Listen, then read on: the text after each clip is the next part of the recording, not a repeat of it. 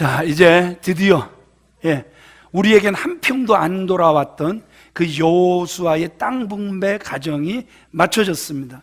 이제 땅 분배가 싹 다 맞춰졌는데 그 땅 분배가 끝나자마자 하나님께서 가장 먼저 명령하시는 게 무엇인가, 그것을 지금 우리에게 보여주고 있는데, 하나님께서 하나의 제도를 만드시는 거예요. 그래서 어떤 사람들을 위하여 제도를 만드시는가, 어떤 사람들이 그렇게 특별하여 그들을 그렇게까지 배려하시는가 봤더니 살인자를 위하여 도피성을 명하시는 그러한 모습이 땅 분배가 끝나자마자 바로 이어서 나오는 모습을 우리에게 보여주고 있다는 것이죠. 3절 말씀 같이 읽어보겠습니다. 시작. 부지 중에 실수로 사람을 죽인 자를 그리로 도망하게 하라. 이는 너희를 위해 피의 보복자를 피할 곳이니라. 하나님께서 억울하게 누명을 쓰고 죽거나 또는 실수로 다른 사람을 죽게 한 사람들, 그 사람들이 분명히 실수입니다. 이건 고의성은 전혀 없는 겁니다. 그 실수로 사람을 죽인 자가 또 억울하게 피를 흘리는 일이 없도록 하나님께서 도피성 제도를 마련하시는 모습을 우리에게 보여주고 있어요. 하나님은 무지한 자의 피가 땅에 떨어지는 걸 굉장히 싫어하세요. 심지어는 우리가 사무엘하 21장에 가서 보게 되면 어떤 사건이 나오냐 하면 사울이 왕이 돼요. 이스라엘 백성들의 인기를 얻기 위하여 여호수아 시대에 언약을 맺은 기브온 족속을 죽여요. 무지한 피를 흘려요. 그렇게 되니까 그 아벨의 피가 땅에서 하늘로 호소하듯 이 무지한 피들이 하늘을 향해 호소를 하니까 사울 왕은 무지하니까 하나님의 마음을 알고 싶어하는 마음도 없으니까 그때 사인을 줘봤자 누구만 고생해요? 백성들만 고생해요. 그러니까 다윗의 시대에 하나님께서 3년 기근을 내리세요. 그러니까 다윗은 무릎을 꿇는 사람이잖아요. 하나님, 왜 이 땅에 3년이나 기근이 연속해서 임하는 것입니까? 물을 때 사울이 기브온 사람들의 무지한 피를 흘렸다. 그들이 그 원한을 풀고 이 땅을 축복하지 않으면 비가 내리지 않을 것이다. 그래서 다윗이 바로 달려가죠. 어떻게 하면 너희들의 원한을 풀겠니? 그랬더니 사울의 자손 중 7명의 목을 매달게 해주세요. 그래서 그들의 원대로 그 사울 왕의 후손 중에 7명 목을 매달고 난 다음에, 그래서 그들의 원한이 풀어지고 나니까 그들이 땅을 축복할 때 어떻게 됐어요? 땅에 비가 내리는 모습을 우리는 보게 된다는 것이죠. 하나님은 무죄한 피가, 억울한 피가 이 땅에 흘러내리는 것을 원치 않으신다, 기억하세요. 그래서 하나님께서 그들을 살리기 위해서 특별히 세우신 제도가 도피성 제도라는 사실을 우리에게 말씀해 주고 계시는 거예요. 민수기 35장 2절 말씀에 가서 보면 레위는 각 지파로부터 48개 그 목초지가 있는 성읍을 받게 돼 있단 말입니다. 우리 민수기 35장 8절 말씀, 그것을 받을 때 어떻게 해야 하는가 말씀하십니다. 읽겠습니다. 시작. 너희가 이스라엘 자손의 소유에서 레위인에 너희가 성읍을 줄 때 많이 받은 자에게서는 많이 떼어서 주고 적게 받은 자에게서는 적게 떼어줄 것이라. 각기 받은 기업을 따라서 그 성읍들을 레위인에게 줄지니라. 그러니까 이 말의 의미가 레위인들은 끼리끼리 살면 안 돼요. 따로 모여 살면 안 돼요.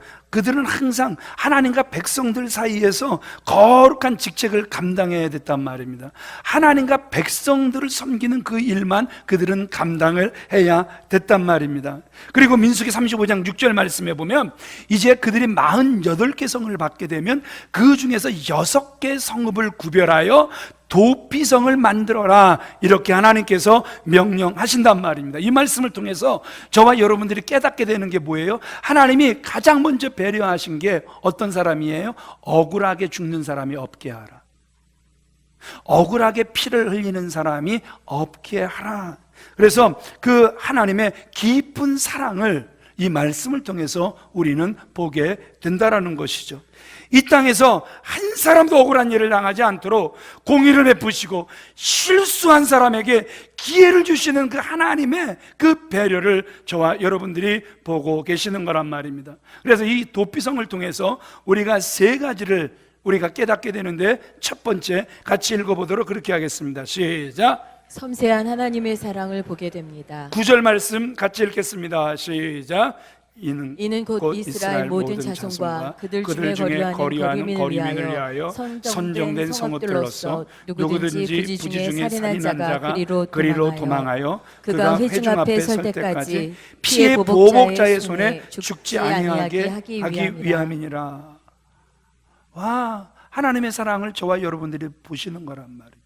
보복자의 손에 그들이, 사람들이 성격이 급해요. 되게 급해요. 시대가 이제 정말 하나님 오실 때가 가까워지면 가까워질수록 이상한 건 사람들의 성격이 급해진다. 되게 급해진다. 너무너무 이 템포, 쇼템포가 돼갖고요, 남의 말을 귀 기울여 들으려고 하지를 않아요. 그래서 마음속에 분노가 일어나면 벌써 마음속에 일어나는 분노대로, 그래서 그 생각이 자기를 움직이는 대로 따라가려고 하는 이런 안타까운 모습들을 우리가 보게 된단 말입니다. 그래서 피는 또 다른 피의 보복을 부르는 이런 안타까운 모습들까지 우리가 보게 된단 말입니다. 그런데 하나님은 안 된다라는 거예요. 그들을 보호하라, 이렇게 말씀하고 계시는 거란 말입니다.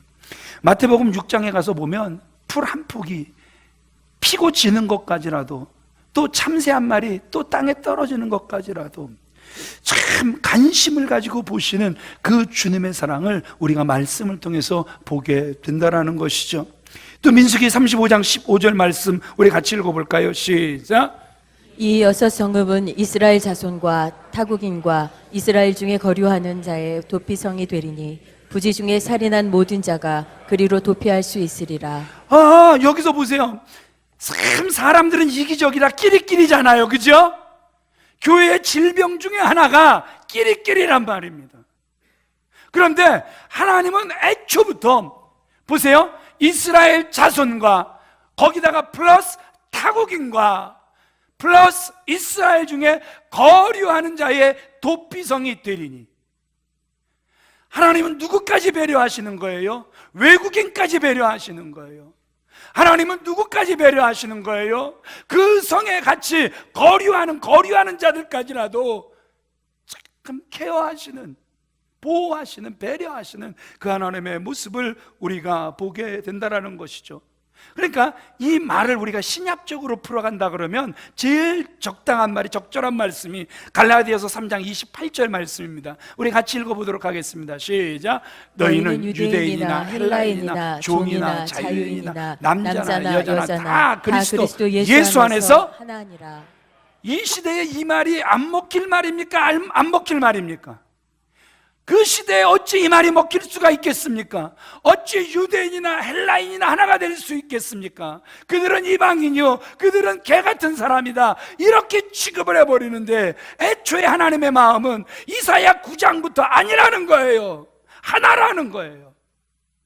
종이나 자유인이나 어떻게 하나가 될 수 있습니까? 쟤들은 종이고 우리는 자유인인데 어떻게 저들과 우리가 하나가 될 수 있겠습니까? 그런데 아버지 하나님의 마음은 종이나 자유자나 다 하나다, 이렇게 말씀하고 계시는 거란 말입니다. 교회가 이 생각에서 벗어나면, 이 말씀의 명령에서 벗어나면 죄송하지만 그 교회는 타락한 교회입니다. 주님의 마음이 전혀 흘러가지 않는 그러한 교회라는 것이죠. 누구든 교회에 들어오면 하나가 됨을 느낄 수 있어야 되는 거란 말이에요. 아멘이십니까? 아멘이십니까? 그래요. 많이 배운 자나 적게 배운 자나 문명인이나 야만인이나 어떤 사람에게든지 하나님은 사랑과 관심을 베푸시는 모습을 우리에게 보여주고 있다는 것이죠. 또 7절, 8절, 이 도피성의 위치가 요단 동편에 세 곳, 요단 서편에 세 곳이었습니다. 그 모든 이 도피성들은 그 중앙에 위치해서 피하기 너무너무 좋게끔 하나님께서 배려하시는 모습을 우리에게 보여주고 있다는 것입니다. 민수기 21장 9절 말씀에 보면 그 이스라엘 백성들의 특성 중에 하나가 뭐냐면 원망하고 불평하는 거예요. 뭐라고요? 늘 무슨 일만 터지면 원망하고 불평 그러다가 결국 광야에서 불뱀떼가 나와서 그 이스라엘 백성들을 무는 거죠. 죽어갈 때 그들이 부르짖어 기도하니까 하나님께서 뭘 세우라고 말씀하시죠? 놋뱀을 높이 세우라고 말씀하고 계시죠. 그래서 그 놋뱀을 바라보는 자마다 어떻게 할 것이다? 하나님께서 다시 뭐 하실 것이다? 살려주실 것이다. 이렇게 말씀하셨단 말입니다. 그래서 모두가 공평하게 봐야 된단 말입니다. 그 놋뱀, 여러분 생각해 보세요. 이스라엘 백성이 지금 말이 장정이 60만이지 200만, 300만이 되는 어마어마한 숫자란 말입니다. 그 숫자 중에 한 사람도 놋뱀을 못 보는 자가 있으면 안 된단 말입니다. 죽어가는 사람 중에 그 놋뱀을 한 사람이라도 나는 못 봐서 죽었습니다, 이런 억울한 소리가 들려지면 안 된단 말입니다. 그러니까 하나님께서 높이 놋뱀을 다루라 이렇게 명령하셨던 모습을 우리는 기억하고 살아간단 말입니다. 이것이 하나님의 섬세하신 배려이며 바로 여기에 복음의 비밀이 들려있는 거란 말입니다. 우리 요한복음 3장 14절 말씀 같이 읽어보겠습니다. 시작. 모세가 광야에서 뱀을 든 것 같이 인자도 들려야 하리니. 모세가 광야에서 뱀을 높이 든 것 같이 인자도 어떻게 들려야 하리라? 높이 들려야 하리라. 왜냐하면 못 봤다는 사람이 있으면 안 되는 거예요. 못 들었다는 사람이 있으면 안 되는 거예요. 그래서 우리 양승록 선교사님 부부가 그 남아공에서도 더 깊숙한 원주민들이 사는 곳까지 들어가서라도 예수 그리스도의 십자가를 볼 수 있도록, 예수 그리스도의 십자가의 사랑을 들을 수 있도록 쓰임 받는 거란 말입니다. 아멘이십니까? 아멘이십니까? 누구나 언제나 다 주님께 나올 수 있도록 십자가는 높이 들려진 줄 믿으시면 아멘 하시기 바랍니다. 신명기 19장 3절 말씀 우리 같이 읽어볼까요? 시작. 내 하나님 여호와께서 내게 기업으로 주시는 땅 전체를 세 구역으로 나누어 길을 닦고 모든 살인자를 그 성읍으로 도피하게 하라. 이 참, 아이고, 우리 장병현 형제 앞에 앉아 있으니까 참 좋네. 장병현 형제가 길을 닦는 일을 하는 거야. 뭘 닦는 일을 해? 길을 닦는 일을 해. 그런데 그 길을 닦는데 그 길은 누가 도망갈 땅이냐, 길이냐 그러면 그 사람을 죽인 사람들이 도망갈 땅이야. 그러면 우리 병현 형제는 그 길을 잘 닦을 것 같아? 대충 닦을 것 같아? 길을 닦다가 돈만 받고 갈 것 같아? 잘 닦을 것 같아. 사람이 성자가 앉아있네. 저 같으면 그렇게 잘 닦을 것 같지 않아요. 왜냐하면 그 길은 뻔한 길이잖아요. 그죠? 살인자들이 도망갈 그러한 길이기 때문에 에이 이놈, 내가 너를 죽이지는 못해도 그래도 길 가다가 돌불에 걸려 자빠져도 코가 깨지든 그래갖고 여기도 자빠져갖고 보복자의 손에 걸려 뒤져라, 뭐 이런 말, 이런 생각 우리가 충분히 가질 수 있을 거란 말입니다. 저만 못됐군요. 항상 문제는 저만 못된 것 같아서 제가 이게 과연 설교자가 될 수 있을지 싶을까 정도로 저만 못했습니다. 회개합니다. 그런데 하나님은 그 도망자들이 돌부리에 걸려서 넘어지는 일이 없도록 길을 잘 닦아 놓으라고 말씀하시는, 아주 명령하시는 이러한 모습을 우리에게 보여주고 있다는 것이죠. 그것도 길이 하나가 아니라 세 길을 뚫어서 가장 가까운 길로 빨리 도망갈 수 있도록 배려하시는, 정말 섬세하신 하나님의 사랑을 저와 여러분들이 보고 계시는 거란 말입니다. 두 번째, 우리 같이 읽겠습니다. 시작. 우리의 실수에 너그러우신 하나님을 봅니다. 옛날부터 어머니들은 우리의 피난처였어요. 그죠? 도피성이었어요. 동네에서 놀다가 잘못한 일이 있으면 막 형들이 막 친구들이 야 은총이 너 진짜 막 너 죽인다 막 그러면 어디로 도망가요? 그냥 엄마한테 도망가면 되는 거예요. 그러면은 이제 막 씩씩거리면서 그 형들이 쫓아와요. 제가 잘못했단 말이에요. 제가 잘못했어요. 제가 혼나야 된단 말이에요. 제가 혼날 거예요. 그러면 엄마가 너 잘못했으니까 가다 맞아라 그리고 밀어줘요. 저는 지금까지 살다가 그런 엄마는 못 본 것 같아요. 엄마는 자식이 잘못했다 그래도 끝까지 그 형들한테 안 내줘요, 안 내줘요? 안 내주죠. 억울해서 펑펑 울어도 안 내줘요. 그게 엄마들의 모습이란 말이에요.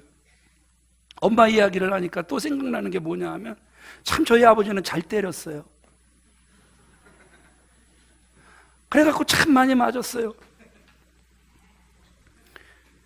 예, 뭐 쌍코피 이야기는 뭐 그 다 뭐 납부금 영수증은 여기 있는데 물어보지도 않고 패셔갖고 맞고 난 다음에 냈는데요.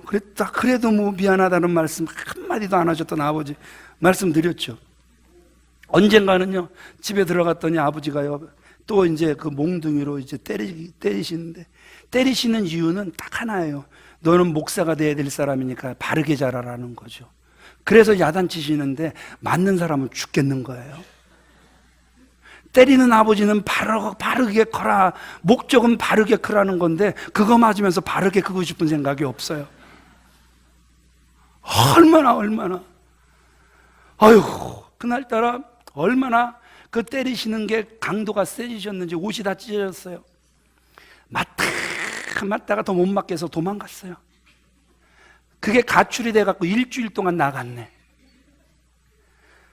그런데 저희 엄마는 말이에요, 안테나가 얼마나 높으신지 가출한 저를요, 일주일 만에 찾아내신 거예요. 왜 찾아내신 줄 아세요? 옷이 찢어져서 나갔으니까 추울까봐. 잘해서 맞은 것도 아니고 못해서 맞았고, 그래서 옷이 찢어져서 더 못 맞겠어서 그냥 도망간 놈인데 나가 뒤져라 이렇게 말씀하지 아니하시고, 일주일 안테나를 있는 대로 다 세우셔서 결국 제가 숨어 있는 곳을 찾아내셔서 옷만 입혀주시고 가셨어요. 진짜 어머니는 피난처예요. 그냥 기대기만 해도 포근하고 고맙고 감사하고 눈물 나고, 그게 어머니예요. 그런데 여러분들에게 한 가지 질문을 더 할게요. 무슨 질문이냐 하면, 어머니는 피난처인데 그 어머니의 피난처가 완전합니까? 완전할까요? 아니요. 이제 형들이 죽인다고 막 씩씩거리면서 너 들키기만 해봐, 너 우리 눈에 띄기만 해봐, 죽는다 뭐 막 이러고, 이제 막, 그래서 이제 저는 뭐 집으로 들어갔어요. 그런데 집에 들어가서 한 2시간 3시간 지나보세요. 나가고 싶어요? 뭘 안 나가고 싶어? 나가고 싶지. 놀고 싶은 유혹이 더 큰 건데 저렇게 착하고 세상에. 한번 들어볼까요? 여기서 나가고 싶나? 안 나가고 싶나? 자, 마저 죽을 것 같아도 나가고 싶다. 손 들어봐요, 빨리. 안 나가고 싶다. 이것도 아니고 저것도 아니고. 뭐예요, 이거? 이것도 아니고 저것도 아니고. 그러면 그냥 제 성격은 나가고 싶다 그럴게요. 그냥 나 혼자만. 그러면 나가는 거예요. 그러면 바로 걸리죠, 형들한테. 그래갖고 혼날 거 그때 다 혼나잖아요. 엄마가 피난처가 될 수 있지만 그 피난처는 완전하지 못한 거예요. 이해가 되십니까? 엄마는 늘 우리의 피난처가 돼주고 싶어 하세요. 목숨을 내 던지면서까지라도 우리의 피난처가 돼주시길 원하시는 게 어머니는 맞아요. 그럼에도 불구하고 피난처 된 어머니는 완전하지 못한 거예요. 불완전하단 말입니다. 그래서 하나님께서 어디를 만들어 놓으신 거예요? 사람은 완전하지 않고, 그래서 안전하지 않기에 하나님께서 만드신 제도가 도피성 제도란 말입니다. 그래서 우리가 올려드리는 찬양 중에 이런 찬양이 있죠. 그곳에 달려간 자 안전하리. 어머니는 안전하게 우리를 보호하고 싶지만 한계가 있지만, 그러나 그 품에 달려가면 안전하다 우리에게 말씀해주고 계시는 거란 말입니다. 하나님은요, 우리에게 구약의 도피성 제도만 주신 것이 아니라 우리의 대제사장이신 예수 그리스도를 주셔서 그분을 십자가에 못 박혀 돌아가시게 함으로 우리의 영원한 구주가 되게 하심으로 하나님의 크신 사랑을 저와 여러분들에게 보여주신 줄 믿으시면 아멘 하시기 바랍니다. 우리 히브리서 4장 14절 말씀 같이 읽겠습니다. 시작. 그러므로 우리에게 큰 대제사장이 계시니 승천하신 이 곧 하나님의 아들 예수시라. 우리가 믿는 도리를 굳게 잡을지어다. 우리에게 큰 대제사장이 계신다. 그분이 우리의 그 모든 죄를 다 속죄해 주셨다. 우리가 믿는 그 도리만 굳게 잡으면 안전하다. 아멘이십니까? 그런데 그러고 보면 참 우리는 못된 사람일 수 있어요. 왜 못된 사람이냐 하면 이렇게 큰 은혜와 사랑을 받았는데 다른 사람의 조그만 실수에 관대하지 못해요. 관대한 것 같은데 관대하지 못해요. 왜냐 그러면 그래도 또 하나님을 알았다고 용서를 하는데 한 3번까지는 용서. 우리 최연희 집사님 같으면 용서 몇 번 해요? 자식들? 몇 번? 몇 번? 많이요? 엄마한테 괜히 물어봤어. 엄마들은 엄마한테 물어볼 일이 아니야. 이거는 하민아, 아빠는 너를 몇 번이나 용서해 주시니? 많이 해주죠? 숫자로 치면 기억이 잘 안 나? 그럼 뭐야? 그러니까 무조건 용서라 기억이 안 나는 거야? 용서받은 기억이 없어도 기억이 안 나는. 아니 니네 집에서 엄마는 이미 무섭다고 소문 나서 엄마한테는 안 물어봐. 엄마가 무섭다고 이미 다 소문이 났어. 전 집사님이 안 쳐다본다. 근데 사람들과의 관계 속에서 1번, 2번, 3번 용서해줘요. 그런데 그게 넘어가 버리면 이제 더 못해요. 왜 못해요? 내가 벌써 3번이나 용서했어요. 내가 벌써 7번이나 용서했어요. 그런데 주님은, 우리가 주님을 알아간다라는 게 뭐죠? 주님은 몇 번이라도 7번씩, 70번이라도, 70번씩, 7번이라도 뭐 해줘라? 용서해줘라. 이것이 주님의 성품을 닮아가는 모습이란 말입니다. 아멘이십니까? 좀 더 너그러워지는 저와 여러분들이 되어지시기 주님의 이름으로 축원을 드립니다. 여러분, 우리가 조그만 실수에 너그럽지 못한 모습이 어디서 더 많이 보여지게 되냐 하면 가정 안에서 더 그 모습들이 보여지는 거란 말입니다. 그래서 가정 안에서 우리 아버지는 너무 율법적이고 우리 아버지는 너무 권위적이다. 우리 남편은 너무 율법적이고 우리 남편은 너무너무 권위적이다. 이런 소리를 자주 듣는단 말입니다. 그런데 한번 생각해 보세요. 만약 하나님께서 사랑하는 아들아, 너도 실수가 참 많잖아. 그런데 너 잘 알지? 너에 대해서는 간대하고 남에 대해서는 빡빡한데, 그러면 나도 너에 대해서 간대하지 않고 내가 너를 빡빡하게 대하면 너 어떻게 할래? 만약에 하나님께서 이런 말씀을 하신다면 과연 하나님 앞에 설 수 있는 사람들이 몇 명이나 이 자리에 있겠습니까? 하나님께서 사랑하시는 귀한 믿음의 성도님들, 관대해지시길 주님의 이름으로 축원을 드립니다. 마음을 더 넓히시길 주님의 이름으로 축원을 드립니다. 이런 말이 있죠. 지렁이도 밟으면 꿈틀. 지렁이도 밟으면 꿈틀한데요. 아버지한테 하도 맞다 보니까 이제 어렸을 때 무서워서 맞고, 이제 중학교 때도 그냥 힘이 없어 맞고, 그런데 몸뚱이가 점점 커져요.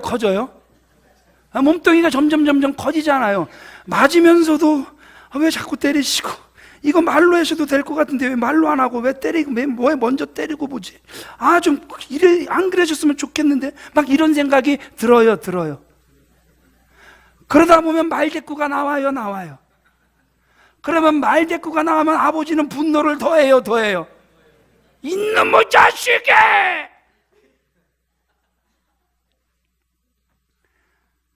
이제 이렇게 어렵게 한마디를 띠다가 어렵게 말 한마디를 아버지한테 하는 거예요. 이러지 마시라고, 말로 하자고. 그런데도 이제 말이 안 되고 계속 이렇게, 그러니까 이러지 마세요! 왜 자꾸 때리냐고요! 그 무섭던 아버지한테 한 번 반항하기 시작하니까 그 다음부터 반항이 쉽더라고요.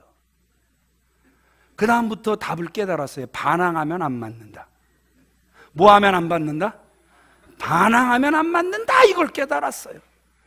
그래갖고 반항을 해야만 살 수 있기에 사명띠고 반항을 했어요. 지금 여러분들한테 이 말씀을 드리는 건 아버지들에게 왜 이 말씀을 드리냐 하면 아직도 자녀들이 순종적일 때 마음을 넓히시라는 거예요. 관대해지시라는 거예요. 자꾸 길을 터주지 않고 자꾸 몰아가게 되면 꿈틀댄다니까요. 반항 한 번 하기가 어렵지 반항 두세 번 하는 건 그 다음부터는 너무 쉽기 때문에 여기 또 자녀들 반항하라고 이거 알려드리는 거 아니에요. 이건 아버지들이 관대해지라고 알려드리는 거지 절대 반항하라고 알려드리는 건 아니올시다. 아멘이십니까? 예, 아버지들이요 관대해지시기 바랍니다. 제발 어머니들이요 관대해지시기 바랍니다. 내 소유물인 것처럼 그냥 그 아이들에게 분노를 쏟아내지 마시고 항상 주님의 마음으로 자식들을 잘 섬겨가시는 귀한 부모님들이 다 되어지시길 주님의 이름으로 축원을 드립니다. 저는요 요즘 SNS의 심각성을 계속해서 보게 됩니다. 왜냐하면 이제 스마트폰 가입자는 우리나라가 3천만 명이 넘어갔다고 그러잖아요. 그 중에 47.5%가 페이스북, 트위터, 미투데이 등 이 SNS를 사용한다 그래요. 2018년 그 사용하는 시간 그 평균을 보니까 35.8분을 사용한다. 2017년보다는 8분이 줄었더라고요. 이게 가정을 깨트린다. 가정 깨트리는 주범이 이런 거다라는 걸 알고 점점 다행인 건 우리나라에서 줄어들어가고 있더라고요.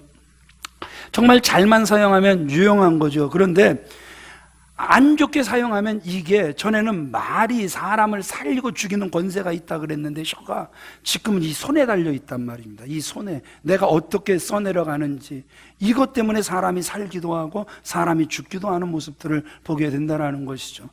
그 단적인 예가 종업원이 천안에서 임산부 배를 걷어찼다. 식당에서 임산부 배를 걷어찼다. 그래갖고 세상에 네티즌들이 막 즉각 그 식당 불매 운동에 들어가고 비난전에 나서고 급기야 그 영업점 폐쇄되고 이제 막 그 사과하는 이러한 모습이 보여졌단 말입니다. 그게 작년 이야기죠.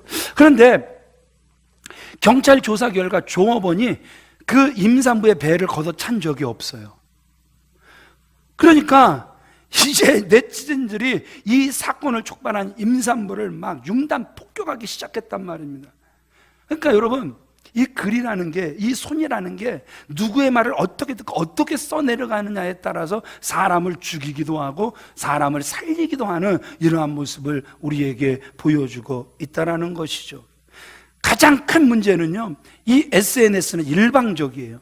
일방적이라는 게 뭐예요? 한 사람의 말만 듣고 한 사람의 소식만 듣고 막 무섭게 써내려가는 이러한 모습, 그래서 자살까지도 몰아가는 이러한 모습을 우리에게 보여주고 있다는 것이죠.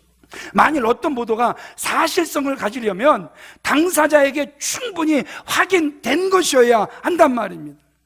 확인되지 않았음에도 불구하고 아니면 말고 이런 식으로 써대면 사람을 죽이는 결과가 나오는 거란 말입니다.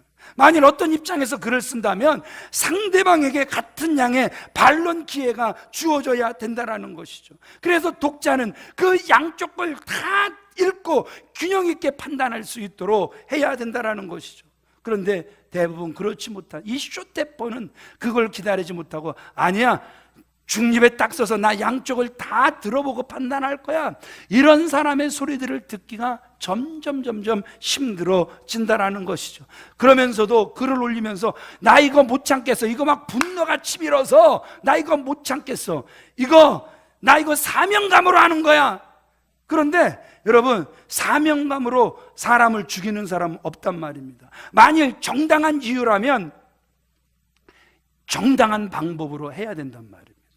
아멘이십니까? 정당한 이유라면 똑같이 동반되어야 되는 건 정당한 방법이 되어야 된단 말입니다. 어떤 분이 이렇게 말을 해요.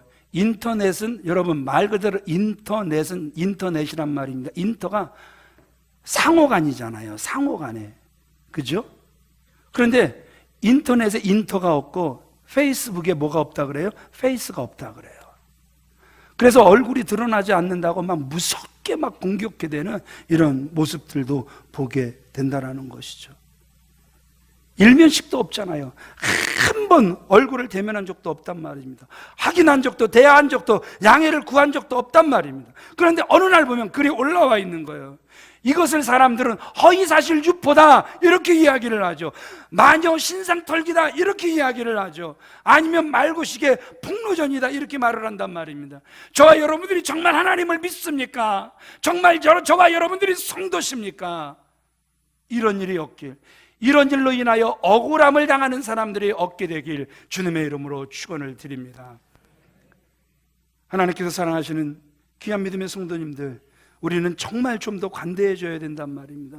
이 숏템퍼가 좀 고쳐져야 된단 말입니다. 우리의 잣대로 판단하고 지적하지 말고 가장으로서, 엄마로서, 힘 있는 자로서 자녀들이 도망왔을 때, 피해왔을 때 실수한 건 알지만 그래도 아빠라고 찾아왔구나, 고맙다, 도피성이 돼줄 수 있는, 아유 교회라고 찾아오셨군요, 도피성이 돼줄 수 있는 저와 여러분들이 되어지셔야 되는 거란 말입니다.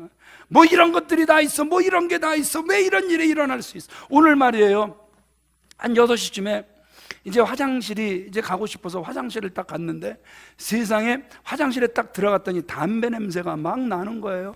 그래갖고 집사님 이게 도대체 교회 안에서 무슨 일이냐고, 그것도 주일날 왜 교회 안에서 담배 냄새냐고, 이게 뭔 일이냐고 그랬더니 집사님이 그러더라고요. 어떤 분이 화장실이 급하다 그래서 사용하고 싶다 그래서 사용하라 그랬더니 앉아서 담배 피고 갔다는 거예요. 그러니까 막 순간 막 이놈의 무식, 이것까지 딱 나와. 뭐가 나와요? 분노가 막 그런데 이게 분노할 일이 아니더란 말입니다. 여하튼에 그분이 화장실이 급해서 담배까지 피고 갔지만 어디까지 들어온 거예요? 교회까지 들어온 거예요. 그러니까 금세 그 생각이 딱 들어오면서, 하나님, 담배까지 피고 난리는 피고 갔지만 이왕 교회까지 들어왔으니 그 발걸음이 복된 발걸음이 되게 하여 주셔서 예수 믿게 하여 주시옵소서. 잘했어요. 되게 잘했어요. 아이고, 이런 생각을 주시는 하나님께 얼마나 이게 제 생각대로라면 이런 무식한 거, CCTV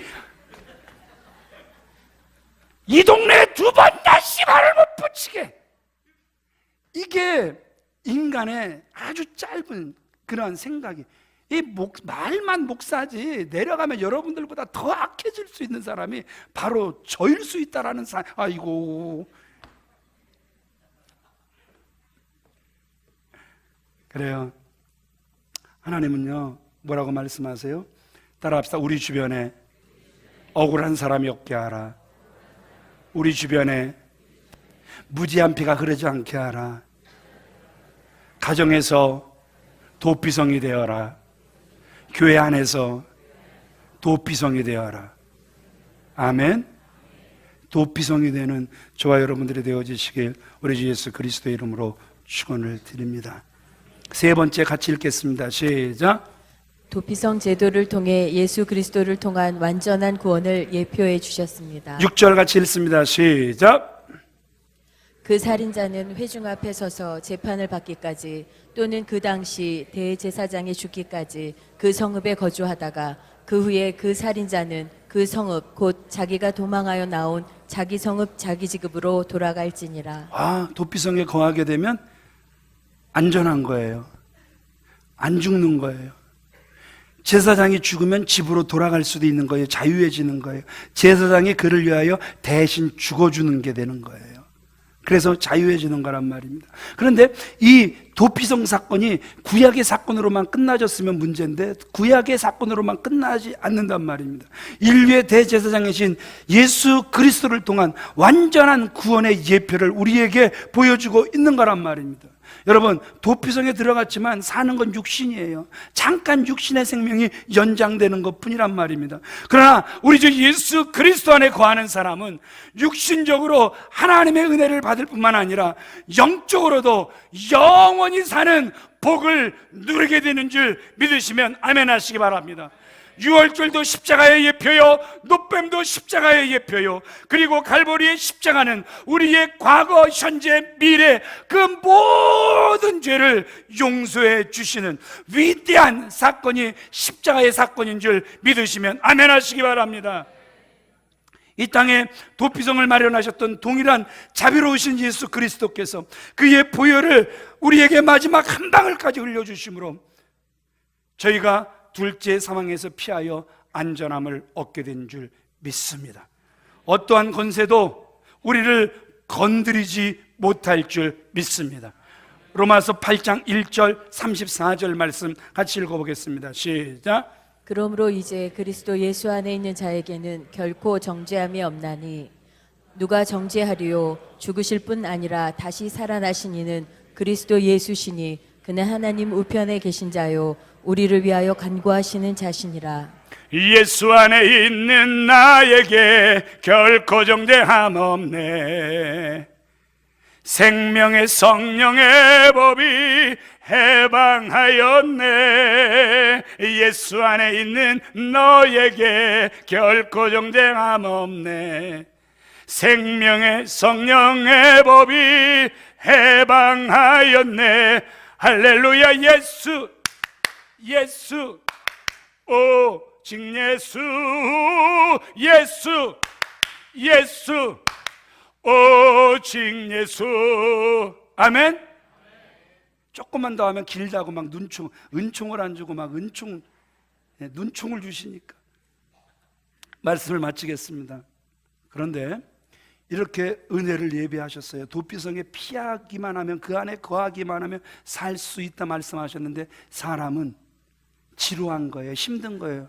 나중에 가면 자기가 부지중에 사람을 죽였지, 이건 실수지 죄가 아니라고 스스로를 위로하는 거예요. 그래서 자기들이 그 도피성에서 벗어나려고 하는 거예요. 그런데 도피성에서 벗어나면 어떻게 되는 거죠? 바로 보복자의 손에 죽어도 죄가 되지 않았단 말입니다. 그러기에 저와 여러분들이 살 수 있는 방법은 뭐냐 하면 예수님 품 안에 지금으로부터 영원토록 거하여야 된다는 사실을 믿으시면 아멘 하시기 바랍니다. 그러면 마귀가 우리를 건들래야 건들 수 없다는 사실을 믿으시면 아멘 하시기 바랍니다.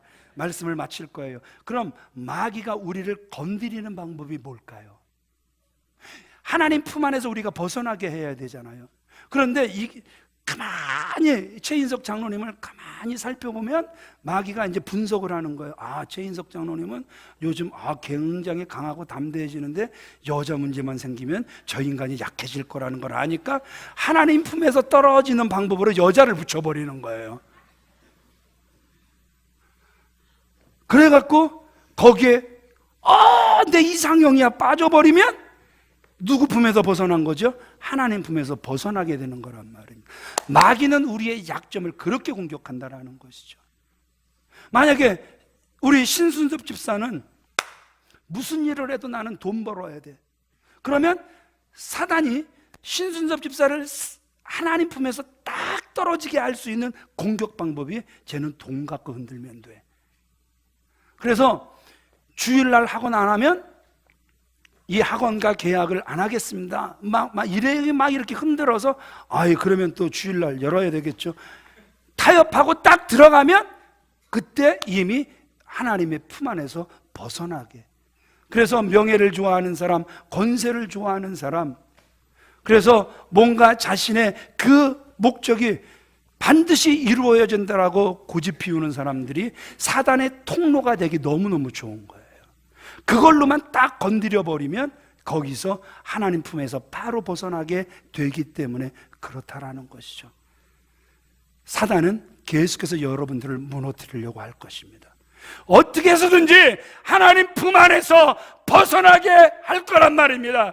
그러기에 사단은 여러분들을 하나님 품에서 벗어나게 하려고 발버둥을 칠 때 우리는 더욱더 그 하나님께 나아가는, 딸려가는 그 품 안에서 거하고 떨어지지 않는 저와 여러분들이 주 안에서 다 되어지시길 우리 주 예수 그리스도 이름으로 축원을 드립니다. 현세에서뿐만 아니라 영혼의 세계에서도 그 주님과 영원토록 영광을 누리며 살아가게 될 줄 믿습니다. 우리 자리에서 일어나셔서 우리 함께 찬양하시겠습니다.